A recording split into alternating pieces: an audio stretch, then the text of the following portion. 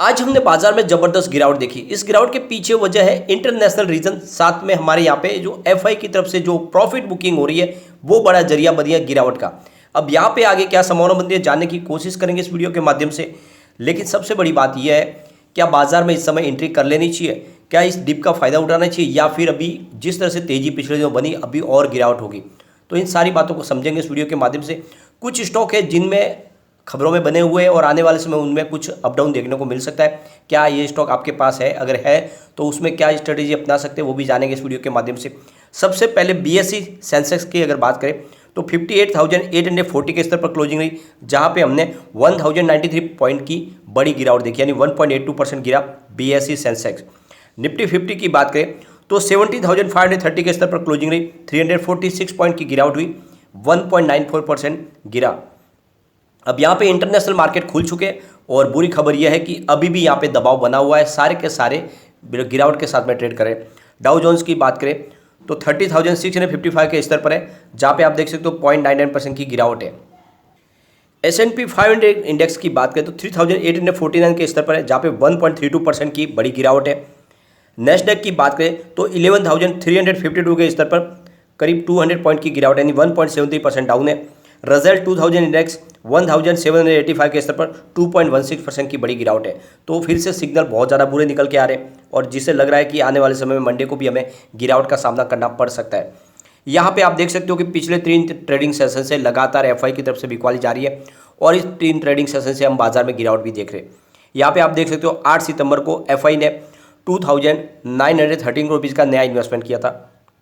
9 सितंबर को उन्होंने 2,132 करोड़ रुपीज़ का नया इन्वेस्टमेंट किया। 12 सितंबर को 2,049 करोड़ रुपीज़ का उन्होंने इन्वेस्टमेंट किया नया। 13 सितंबर को 1,956 करोड़ रुपीज़ का इन्वेस्टमेंट किया। तो लगातार यहाँ पे इन्वेस्टमेंट जारी था। पिछले 6-7 ट्रेडिंग सेशन से हमने देखा कि एफआई लगातार खरीदारी करे थे, लेकिन 14 तारीख से उनका रुझान बदल गया। 14 तारीख को उन्होंने 1,397 करोड़ रुपीज़ की बिकवाली की। 15 सितंबर को उन्होंने 1,270 करोड़ रुपीज़ का माल बेचा और आज उन्होंने बहुत ही भयंकर बिकवाली की, करीब 3,260 करोड़ रुपीज़ की अपनी प्रॉफिट बुकिंग की है और इसी वजह से हमें बाजार में गिरावट देखने को मिली।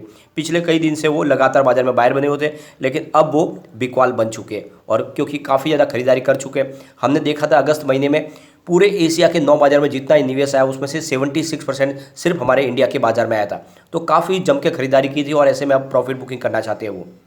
आज गिरावट की सबसे बड़ी वजह बना निफ्टी आईटी, जिसने दबाव बनाया और आप देख सकते हो कि निफ्टी बैंक में करीब 1.05% की गिरावट थी। निफ्टी ऑटो में आज 2.71% की गिरावट हुई, यानी निफ्टी ऑटो भी काफ़ी ज़्यादा गिरा। इसके अलावा निफ्टी फाइनेंशियल सर्विस की बात करें तो 1.52% की गिरावट थी। निफ्टी एफएमसीजी में 1.93% की गिरावट, लेकिन बाजार का विलन बना आज निफ्टी आईटी, 3.71% की बहुत बड़ी गिरावट। इसके अलावा निफ्टी मीडिया सबसे ज़्यादा टूटा, 4.07% की बड़ी गिरावट हुई। निफ्टी मेटल में भी 2.02% की गिरावट थी और निफ्टी फार्मा 1.37% टूटा। इसके अलावा अगर आप देखें तो निफ्टी पीएसयू बैंक में 2.35% की बड़ी गिरावट थी। निफ्टी प्राइवेट बैंक में आज थोड़ी सी मजबूती थी, यानी 0.75% की मामूली सी गिरावट हुई और इसके अलावा निफ्टी रियल्टी भी करीब 0.4% टूटा, यानी 3.72% की गिरावट हुई। तो आप देख सकते हो कि सारे के सारे सेक्टरल इंडेक्स आज गिरावट के साथ में ही क्लोजिंग दी है। कहीं पर भी आपको खरीदारी कहीं दिखाई नहीं दे रही। ओवरऑल आज सब बिकवाली थी। ज़्यादा करके जो बिकवाली हुई है वो मीडिया और आईटी सेक्टर में हुई। इसके अलावा अगर आप देखें तो रियल्टी इंडेक्स में भी आज बड़ी गिरावट हुई है। ओवरऑल ये सारी की सारी जो परफॉर्मेंस है ये इशारा करिए कि आने वाले समय में और भी दबाव बन सकता है। अब इसके पीछे वजह है अमेरिका में जो आर्थिक मंदी आई है उसका इफेक्ट देखने को मिल रहा है और फेड की मीटिंग भी होएगी, उसके ऊपर भी असर रहेगा। सारी दुनिया की नज़रें आप देख सकते हो कि गुरुवार को बाजार में ज़बरदस्त गिरावट हुई थी अमेरिकन बाजार में और उसका नतीजा हमारे बाजार में देखने को मिला और ऊपर से आज भी बाजार निगेटिव है, तो मंडे को भी उसका इफेक्ट हो सकता है कि कुछ निगेटिव देखने को मिले। अब लगातार आप देख सकते हो अगर आज की बात करें तो आज 2 बजे के बाद बाजार में कुछ खरीदारी शुरू हुई थी, थोड़ा सा सपोर्ट मिलने की कोशिश हो रही थी बाजार को, लेकिन फिर आधे घंटे के बाद फिर से भयंकर बिकवाली शुरू हो गई और फिर एक तरफा बाजार तो गिरा। अब बाजार की गिरावट का इफेक्ट भी देखने को मिल रहा है। जिस तरह से फिर से एफआई की तरफ से बिकवाली शुरू हुई है बाजार में, तो हमारा इंडियन रुपीज़ फिर से टूटना शुरू हो गया है। फिलहाल 79.70 पर प्राइस आ गई है वापस इंडियन रुपीज़ की और ये आप देख सकते हो 13 सितंबर को ये 79.07 पर आ चुका था। एक राहत की खबर निकल के आई थी, लेकिन आज फिर से इसमें मजबूती के साथ में टूटने की संभावना शुरू हो चुकी है और हो सकता है कि इस बार फिर से 80 को क्रॉस कर जाए। क्रूड ऑयल की बात करें तो फिलहाल थोड़ा सा स्टेबल है। WTI क्रूड की बात करें तो 85.24 पर है, जहाँ पे 0.16% की मामूली सी तेजी है। ब्रेंट क्रूड की बात करें तो 91.31 पर है, जहाँ पे 0.52% की तेजी है। तो क्रूड ऑयल फिलहाल तो इतना कोई ज़्यादा तेजी के साथ नहीं है, इसमें कोई चिंता की बात नहीं है। लेकिन जो सबसे बड़ी जो बाजार के लिए प्रॉब्लम है वो है इंडियन रुपी, जो फिर से दबाव में आ चुका है। और इसका मतलब ये है कि एफआई फिर से बाजार से पैसे निकालने शुरू कर चुके। और अगर ये इनकी जो सेलिंग प्रेशर और ज़्यादा आई तो फिर बाजार में हमें गिरावट और देखने को मिल सकती है। सारा का सारा दारोमदार फिलहाल एफआईआई के ऊपर है। वैसे हमारे इंडियन इन्वेस्टर है वो काफ़ी पहले से ज़्यादा निवेश कर चुके हैं, अभी उसके पास इंडियन इन्वेस्टर निवेश करने की ताकत में नहीं है। फिलहाल वो बाजार को थोड़ा संभालने की कोशिश कर सकते हैं, लेकिन आखिरकार में इस समय जो नज़रिया है वो सारा एफआई के ऊपर डिपेंड है। वैसे लॉन्ग टर्म का नज़रिया लेकर चले तो बाजार में डरने की कोई बात नहीं। इंडिया का बाजार सबको अच्छा लग रहा है इस समय, और जिस तरह से हमारी इकोनॉमिक ग्रोथ पटरी पे आ चुकी है, चाइना जिस तरह से नीचे जा रहा है, आने वाले समय में डेफिनेटली इंडिया में और निवेश आएगा। आप इसके लिए डरने की कोई बात नहीं है। यहाँ पे देख सकते हैं आज सीएसबी बैंक भी ट्रेडिंग में था। उसके पीछे वजह ये थी कि यहाँ पे सीएसबी बैंक ने उसके बोर्ड जो है उसमें प्रलय मंडल को कंपनी के एमडी और सीईओ के पद पर अपॉइंट करने की मंजूरी दे दी है, और इसी वजह से आज शेयर में तेज़ी हमने देख ली। इसके अलावा देखिए इंडसइंड बैंक में भी आज हमने तेज़ी देखी, जिसकी क्लोजिंग 1227 पर रही। जो न्यूज़ निकल कर आई है कि जो इनके एमडी और सीईओ है सुमंत कठपालिया, उनको 3 साल के लिए फिर से रीअपॉइंट कर दिया गया है। आज वेदांता में बड़ी गिरावट हुई, 2090 पर आ चुका है। वेदांता में गिरावट के पीछे वजह है कि वेदांता ने ये क्लियर किया कि जो सेमीकंडक्टर का प्रोजेक्ट लगने वाला है महाराष्ट्र गुजरात में, वो प्रोजेक्ट का संबंध वेदांता से नहीं है, वो पूरी तरह से अलग होगा। और ये जैसे ही खबर निकल कर आई, वेदांता आज ज़बरदस्त टूटा।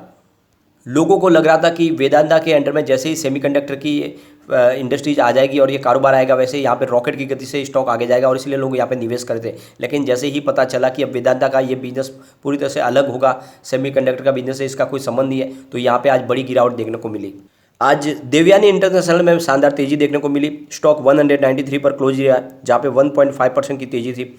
एडेलवाइज सिक्योरिटीज ने इस स्टॉक पर अपनी रिपोर्ट दी है, उसमें कहा है कि इसके पैरामीटर सही दिशा में, और आने वाले समय और भी तेज़ी यहाँ पे आ सकती है, और कंपनी की परफॉर्मेंस काफ़ी अच्छी है। और इस ब्रोकरेज हाउस की इस टिप्पणी के बाद में स्टॉक के अंदर तेज़ी की संभावना बनी। यहाँ पे एडेलवाइज की तरफ से होल्ड की सलाह दी गई है, और इसकी टारगेट प्राइस 233 की रखी गई है, और उसके बाद में आप देखें तो यहाँ पे तेज़ी बनी। ब्रोकरेज हाउस का कहना है कि कंपनी के डिमांड में जोरदार बढ़त देखने को मिलेगी। पिज़्ज़ा हट की तरफ से पिज़्ज़ा मिनिया की लॉन्चिंग को अच्छा रिस्पांस भी मिला है। इसके अलावा वर्तमान में स्टॉक की वैल्यूएशन काफ़ी अच्छी नज़र आ रही है, और इसीलिए यहाँ पे रेटिंग को बढ़ाया गया है। टाटा पावर के लिए गुड न्यूज़ थी, उसके बावजूद भी 4% टूटा, 236 पर क्लोजिंग ली, जहाँ पे देख सकते हो कि SJVN गुजरात की तरफ से इनको 612 करोड़ रुपये का एक बड़ा सोलर प्रोजेक्ट कॉन्ट्रैक्ट मिला है। तो यहाँ पे लगातार कॉन्ट्रैक्ट भी मिल रहे हैं टाटा पावर को, इसके बावजूद भी स्टॉक के अंदर दबाव बना हुआ, उसके पीछे बाजार में बड़ी गिरावट है। तो नतीजा तो है कि अच्छी खबर के बाद भी यहाँ पे दबाव देखने को मिला। आज PVR में भी बड़ी गिरावट रही, 1761 के स्तर पर हमने देखी क्लोजिंग, जहाँ पे 4.6% की गिरावट थी। अब इसके पीछे वजह बनी कि ग्रेप ब्रिज इन्वेस्टमेंट ने अपने जो शेयर थे, यानी 22,06,743 इक्विटी शेयर, वो पूरे के पूरी जो अपनी हिस्सेदारी थी वो बेच दी, और ये जो प्राइस है वो 1871 की प्राइस से इन्होंने शेयर बेचे, और इस वजह से यहाँ पे आज गिरावट देखने को मिली। तो यहाँ पे आप देख सकते हो कि बाजार की सारी संभावना अब अमेरिकन बाजार के ऊपर टिकी हुई है। वहाँ पे कैसी संभावना बनती है, क्योंकि इस समय एफआई की तरफ से बिकवाली जारी हो चुकी है, और हमारे एक बड़े फंड हाउस भी फिलहाल फूक के कदम रख रहे हैं। इसलिए हो सकता है कि आने वाले समय में थोड़ी और प्रॉफिट बुकिंग आए और बाजार थोड़ा नीचे आए, तो डीप में अच्छे स्टॉक में खरीदारी करें। इस समय आपको मेटल सेक्टर और IT सेक्टर से दूर हो जाना चाहिए। इन इंडेक्स में गिरावट की संभावना बन रही है। सबसे अच्छे इस समय लग रहे हैं बैंकिंग शेयर, काफ़ी फेयर वैल्यू पे मिल रहे हैं, अच्छे बैंकिंग शेयर में निवेश कर सकते हैं। इसके अलावा अगर आप देखें तो पावर इंडेक्स अच्छा लग रहा है, पावर इंडेक्स में निवेश किया जा सकता है। ये शेयर आने वाले समय अच्छा रिटर्न आपको दे सकते हैं। लेकिन फ्रेंड, कोई भी इन्वेस्टमेंट करने से पहले अपने फाइनेंशियल एडवाइजर से ले ले, या अपना खुद का रिसर्च करें, क्योंकि मैंने वीडियो आपके एजुकेशनल पर्पज़ के लिए ही बनाया। वीडियो पसंद आए तो लाइक से जरूर कीजिए और चैनल को सब्सक्राइब कर दीजिए।